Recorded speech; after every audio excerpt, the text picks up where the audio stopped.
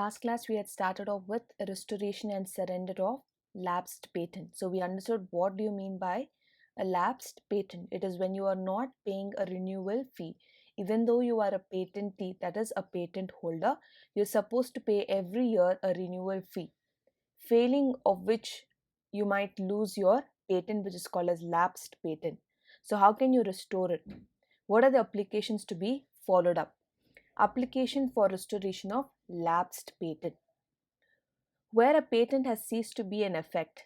What is the reason? Why is it ceased to be in effect? Because the patentee has failed to pay the renewal fee within the prescribed time period. Okay, and even though the patent was held by two or more people jointly, right? Either you're as a single person holding the patent rights or jointly holding the patent rights, from the date from which the patent lost its rights within 18 months. I repeat, from the date which the patent has ceased to have effect or have lost its patent rights, from that date within 18 months, the patentee has the right to apply for restoration of patent. Okay, they can make an application for restoration. Restoration means to get back the patent rights. So what you're supposed to submit in that application? An application which shall contain a statement fully setting out circumstances which led to the failure to pay the prescribed fee and may require further evidence. Now there's going to be in a patent act or a patent office, the head of that department or head of the office is called as the controller. Okay, now you have to submit this application to the controller. You have to state the exact or the full setting out circumstances, what led you to the failure, why you couldn't pay the renewal fee, what was the exact circumstance in detail about the failure to pay. You need to write it in the application and submit to the controller, and the control wants to have some kind of evidence, that means any further evidence that he requires to ensure that you genuinely forgot or you genuinely or unintentionally did not pay the renewal fee. To prove such statements, if he might ask you certain further evidence, he is uh, he may ask it from the patentee. Is that clear? He needs to submit an application giving fully the details why and how he couldn't pay or why you couldn't pay the renewal fee, and then the control requires certain further evidence, then patentee has to provide such evidences. Okay, these are the applications. Now let's see the procedure. So here the procedure is, if after hearing that the controller is satisfied that the failure to pay the renewal fee was unintentional, he shall publish the application in a prescribed manner, and any person may give notice of opposition to the controller. So what is the procedure here is, in the first step you have applied or you've given your application explaining your circumstance why you couldn't pay the renewal fee.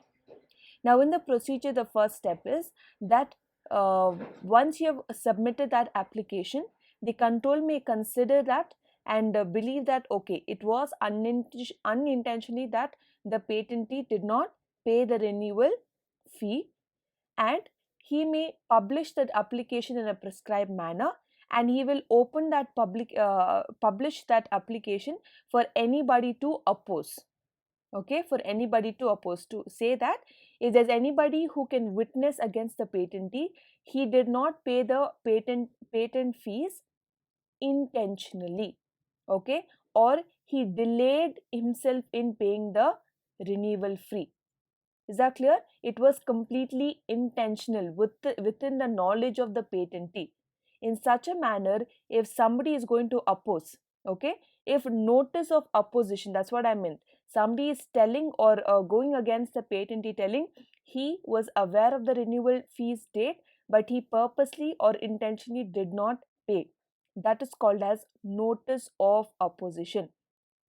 So controller is going to give a time period in within which somebody can oppose. So if such opposition is given, then the controller shall notify that opposition to the applicant, that is the patent holder then he might give the opportunity for both the patent holder and the opposition party both to be heard before he decides the case. Okay, this circumstance is when somebody opposes. What in case there is no notice of opposition? That means nobody comes or makes an application against the patentee, okay, within the prescribed time period. Then the controller, upon the payment, okay, if there's nobody to oppose, then the controller will tell the patentee to pay his balance or pay his unpaid renewal fee, after which the controller will restore the patent rights. Is that clear? After which the controller will restore the patent right. One is if somebody can oppose, then the opposition complaint will be notified to the applicant, and then the controller will be take a final call. In case there is no opposition, then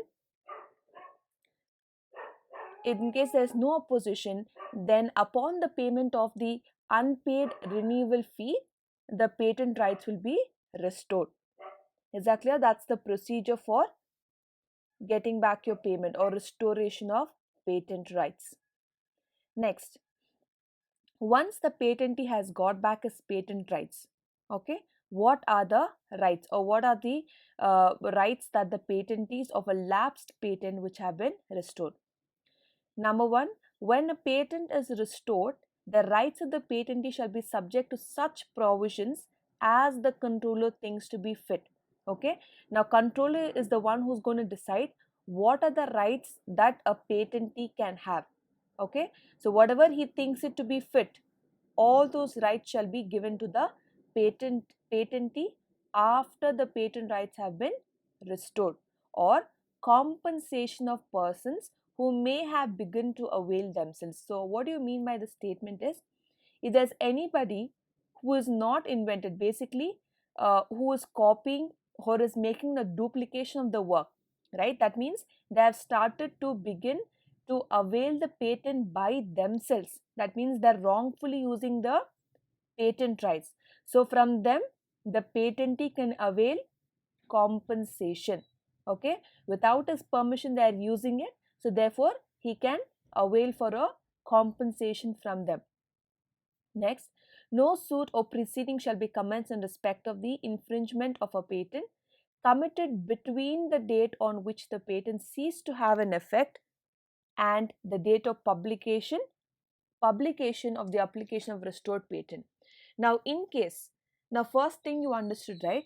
The second part is if there is infringement, that means if somebody has made use of the patent or tried to intentionally use the patent, within which date?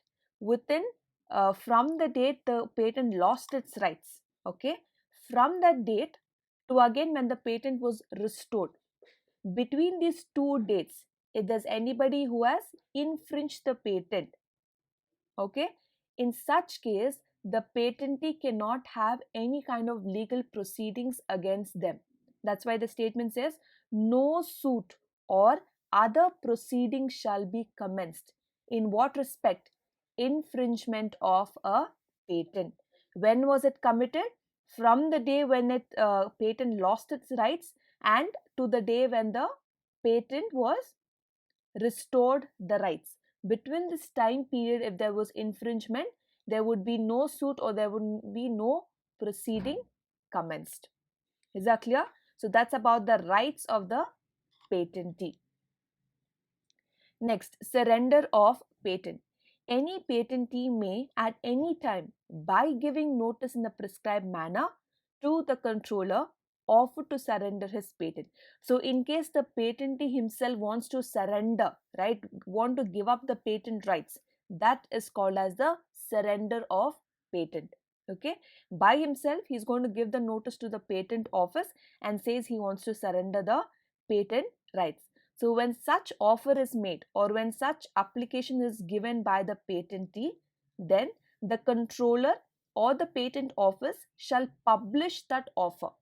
Okay, shall publish that offer and will notify all the people who are interested in the patent according to the register of the patent office. Now there'll be many people who would have patented the same thing or somewhere close to that invention, etc. Those names will be listed in the registrar of the patent office. So the controller is going to notify all those this offer that he wants to surrender to the other applicants in case they have the interest in getting it patented. So if there's any person who's interested, then within the prescribed manner, the public after such publication, the controller shall notify. So if there's anybody who's coming forward and says, I want to get it patented, if he wants to surrender it, then that information must be passed on to the patentee by the controller. If the controller is satisfied after hearing the patentee and any opponent, if desirous of being heard, then the patent may properly be surrendered.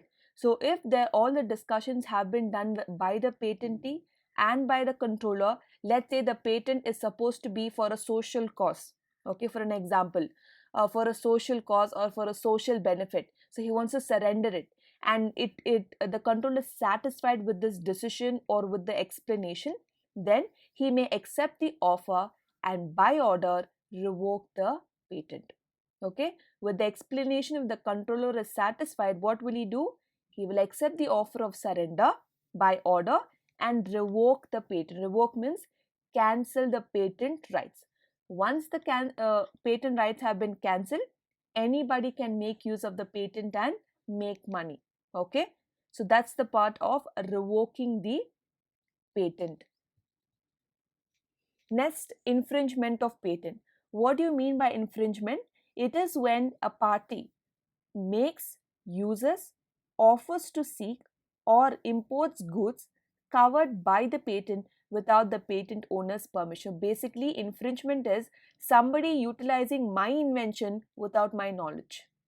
Okay, if there's any person utilizing my invention without my permission or knowledge, that situation is called as infringement of patent. So, to determine whether a particular product is covered by a patent, you must review the numbered paragraphs or claims at the end of patent. So, every time you submit a patent and you get the patent rights, there are going to be a lot of claims and conditions written over there. Okay, so you're supposed to read all through that in case there is an infringement. Okay, if that product, if somebody has copied your product, if somebody has used an invention, and you need to confirm that by reading the elements or by reading the claims.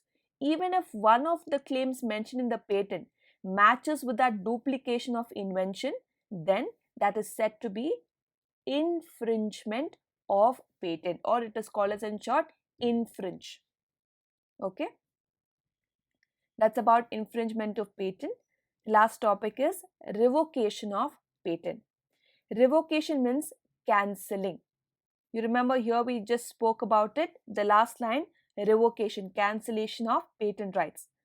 Now, revocation of patent means cancellation of rights granted to the person by the grant of the patent. So, basically, I'm cancelling as a controller, I'm cancelling the rights of the patent. When can be done? Only on 3 grounds. When it is made in the public interest by the central government. So, central government only in case of public interest. As I told you, there are certain inventions that are widely used, publicly used, or socially, for a social cause. Then the central government may revoke the patent. Second, the controller of the patent office itself can revoke the patent. Third, the High Court of India can revoke the patent. So these are the various grounds when a patent can be revoked or cancelled from the patentee. Is that clear? So today we have discussed about in case your patent has been lapsed, how do you make an application for it? Okay, and then what is the procedure to dispose that application? That is when opposition can be raised. If raised, what is the procedure? If it is not raised, then he can pay back the fees and get back his or get patents restored. Once it is restored, what is his rights is mentioned. Then, if he himself was to surrender the patent, what are these steps to be followed up? Infringement of patent, that is, without the knowledge or permission of the patentee, somebody is using the invention. And last, revocation of patent, that is, cancellation of patent. So, with this, we complete the Patent Act of 1970.